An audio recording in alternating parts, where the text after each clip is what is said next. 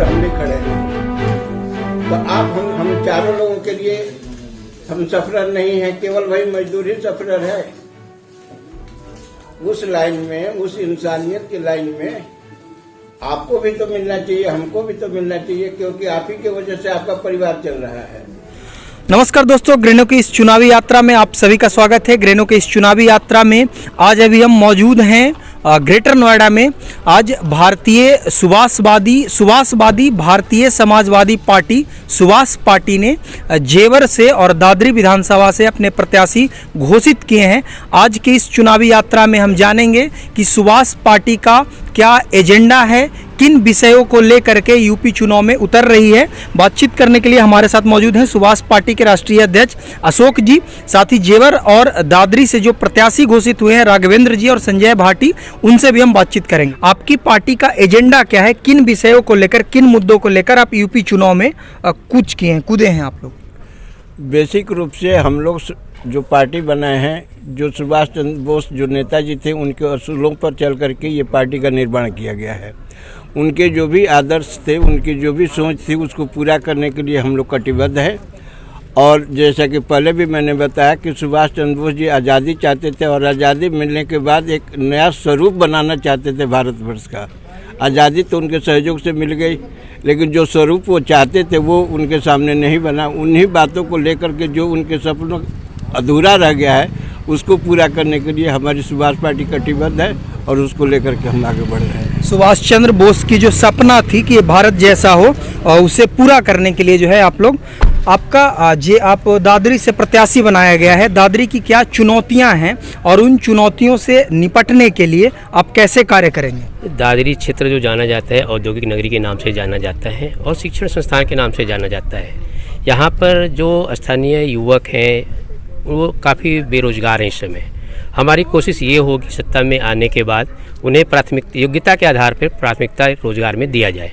शिक्षण संस्थान की जहाँ तक बातें हैं, उनमें कोरोना काल में आपने देखा हुआ है, सभी लोगों ने महसूस किया है कि कई शिक्षक और कर्मचारियों की वेतन रोक दिया गया, लेकिन बच्चों से फीस लिया गया। हमारी कोशिश ये होगी कि उनको वापस उसी सैलरी पे वहाँ रखा जाए और नौकरी में प्रतिनियुक्ति कराई जाए। ये हमारी शिक्षा से संबंधित हो गई, रोजगार से हो गया। और जहाँ तक स्वास्थ्य की बातें हैं, स्वास्थ्य पर हम लोग काम करेंगे, जो बेहतर स्वास्थ्य सुविधाएं लोगों को मिले, घर घर तक मिले। कुछ ऐसी बीमारियां हैं जिनमें दवाइयाँ कुछ सस्ती होनी चाहिए, जो आज के समय में काफ़ी महंगी हैं। वो चीज़ जो हम लोग प्रयास करेंगे, दवाइयाँ भी सस्ती मिले, सुलभ हो और घर बेहतर स्वास्थ्य सुविधा मिले। हमारे साथ और जेवर से संजय भाटी जी को सुभाष पार्टी की तरफ से प्रत्याशी बनाया गया है। संजय जी, आखिर क्या चुनौतियां हैं जेवर की और उन चुनौतियों से निपटने के लिए आप कैसे कार्य करेंगे? साथ ही आपकी संगठन अभी किस तरीके से काम कर रही है जेवर में, जहाँ की एक और खुद प्रधानमंत्री की बड़ी बड़ी रैलियां हो रही है, कैसे उनके सामने लड़ेंगे आप लोग? नहीं, अभी हमारा तो टाइम चल रहा है आगे संगठन को बढ़ाने का। जैसे सर ने बताया कि सबसे बड़ी चुनौती तो यही है कि यहाँ पे स्थानीय जो लोग हैं उनको रोज़गार नहीं मिल पाता, और जो स्कूलों में एडिशन वगैरह के सबसे ज़्यादा स्थानीय जो बच्चे होते हैं उनको एडिशन नहीं मिलता, और रोज़गार के लिए सबसे पीछे वही होते हैं जो यहाँ के स्थानीय है। इतनी बड़ी इंडस्ट्रियल एरिया है ग्रेटर नोएडा पूरा, और यहाँ के जिस स्थानीय लोगों को बिल्कुल रोज़गार नहीं। तो हम सबसे पहले ये कदम उठाएंगे कि जो यहाँ के स्थानीय लोग हैं उनको रोज़गार मिले, और जो बच्चे हैं जो योग्य है मतलब आने के लिए एडिशन वगैरह, तो उनके अच्छे विद्यालयों में एडिशन वगैरह कराने का। सुभाष पार्टी के संस्थापक भी हमारे साथ हैं। आपसे हम ये जानना चाहेंगे कि चुनाव के समय में कई राजनीतिक दल जो है वो चुनावी समय में दिखते हैं, लेकिन जो यहाँ की मुख्य चुनौतियाँ हैं, रोजगार की समस्या, स्थानीय युवाओं की, किसानों की समस्याएं हैं, और एक औद्योगिक नगरी भी है, उत्तर प्रदेश का एक से इकोनॉमिक कैपिटल के नाम से भी जाना जाता है। आपकी पार्टी की क्या रोड मैप है यहाँ की चुनौतियों से निपटने के लिए, और आगे की क्या कुछ योजना है आप लोगों का? देखिए, बेसिक चीज़ ये है कि जब हमारा देश आज़ाद हुआ, लोक कल्याणकारी राज्य की बात हमारे संविधान में कही गई कि शिक्षा और चिकित्सा सबसे मूल हैं देश को बनाने के लिए। जब भारत आज़ाद हुआ, 15% लोग शिक्षित इस देश में थे, और उसमें 15% में भी ये स्थिति थी कि मान लीजिए कोई अपना नाम लिखना जानता था, मैं मान लीजिए अपना नाम सत्येंद्र लिख दूँ तो मैं शिक्षित हो जाऊँगा। और जो लोक कल्याणकारी राज्य के आधार पर सरकार ने अपना बजट का ज़्यादा से ज़्यादा पैसा शिक्षा और चिकित्सा पर खर्च करना शुरू किया। लेकिन 1980 के बाद एक बड़ा परिवर्तन आया कि शिक्षा और चिकित्सा को पूरी तरीके से धनपतियों के हाथ में दे दिया गया। कोरोना काल में हमने उसका विभत्स रूप देखा कि स्कूल बंद थे, बच्चे स्कूल नहीं जा रहे थे, लेकिन किसी भी स्कूल ने एक पैसे की भी शिक्षा माफ़ नहीं की।